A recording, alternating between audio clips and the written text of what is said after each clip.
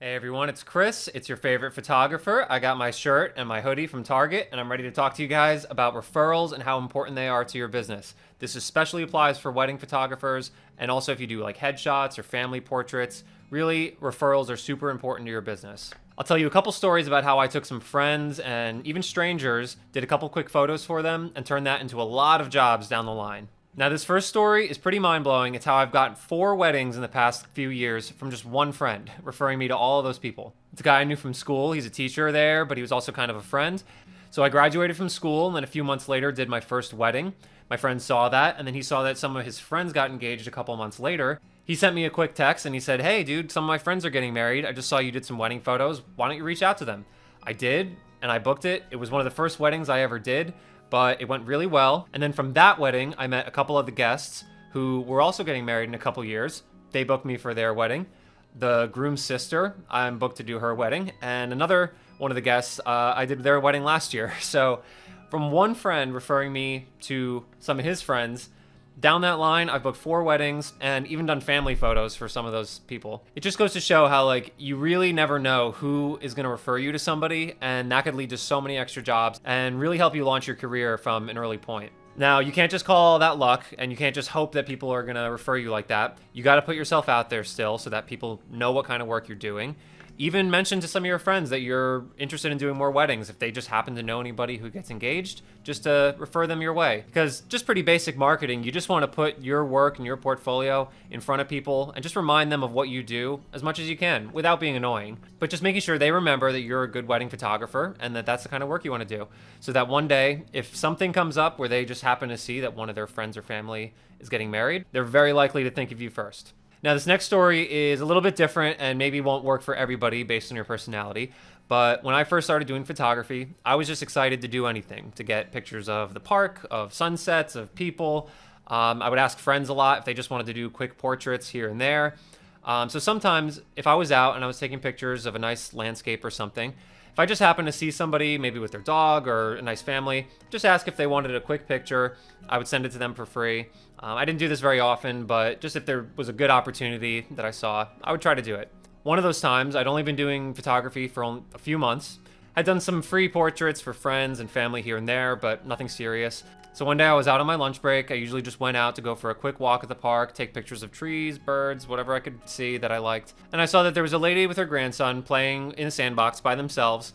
I went over, and again, it's very much how you approach this. Don't be weird, don't be a creep. But I went up to them and I said, "Hey, I'm starting out doing photography. I like doing portraits for families and people. Do you mind if I just take a couple pictures of you guys real quick? I'll send them to you for free. They're all yours. Hope you just enjoy them." She was totally down. Only took about 5 minutes, took a couple pictures, sent them to her, and it was no big deal. And I forget exactly how long later, but it was at least probably 6 months to a year later, I got a text from her and she said, "Hey, one of my coworkers is thinking of proposing to his girlfriend. He's looking for a photographer to get pictures of the proposal. Would you be interested? Is that something you would do?" I said, "Heck yeah, of course." So long story short, I got in touch with the guy, did their proposal photos. And at this point now, I've done photos for that proposal, their engagement pictures that we went out and did separately. Now they even have a baby, and it's their first birthday recently. I did their first birthday party photos, and they even just came to some of my Christmas mini sessions. On top of that, from that family, they've referred me to 2 of their different friends. I've done family photos and engagement photos, which has now resulted in more than 5 photo shoots for just that first start of just asking one lady if she might want a couple pictures for free. And again, that didn't even go anywhere for almost a whole year. And again, you don't want to be bothering people or being annoying or creepy or weird or anything.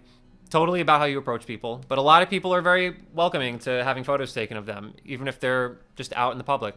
Just be very nice and courteous about how you ask and approach them so that nothing's uncomfortable. And the last tip I'll give is how you can do headshots for either students or individuals or bigger companies and make a lot more money that way. But how you could start off pretty small with that and then grow it pretty quickly. For example, when I was finishing school, there was a lot of other guys graduating with me. They wanted some professional headshots for their LinkedIn, help them get jobs. So I did some of those headshots. Now, I'll admit the first couple times I did this, I wasn't that great at using the off-camera flash and setting up everything and knowing the kind of backdrops and camera settings I should be using. So, your first couple headshot pictures are maybe not going to be so perfect. But, you know, just watch some tutorials, start practicing a little bit more friends and family. Once you really have a good system of getting your lighting set up and your camera set up and how to direct people and things like that, you can start offering that as a paid service. For example, this may not apply to everybody, but for the past couple of years, I'd worked at an office job, and the company hadn't gotten their headshots updated for a few years, and they had a lot of new hires in the past few years. So they knew that I did photos. They saw that I'd done some headshot photos for my friends at school, and they asked, "Hey, Chris, we need our headshots updated. You want to do them for everybody?" And this is a company of about 50 people. So I did get paid, and it's not as much as maybe I would have if I was offering this to a company I didn't know, because I was just kind of starting out a little bit more. And if you have a similar type of job, or again, if you know any friends that work at those types of offices, maybe you take headshots for those kind of friends. And then they use those photos for their LinkedIn. And then people at their company see that your friend had awesome headshots done. They ask your friend where they got those pictures done, and maybe you land a job doing headshots for that whole company, or even a few of the people there.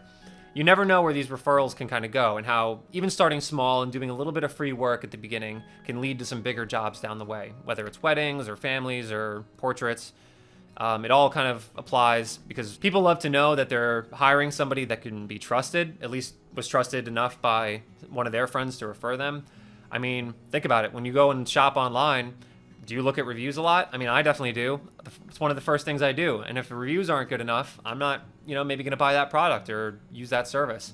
So similarly, if you did a job for somebody and they really loved you, they're going to give you a lot of great reviews and referrals. So just wanted to keep this one a little casual and brief, tell a couple stories about how I was able to grow my business at the beginning. If you have any more questions about how to grow your business, please leave comments below or send me messages. If you want more business-related videos like this, also let me know. I'd be happy to talk a lot more about this kind of stuff.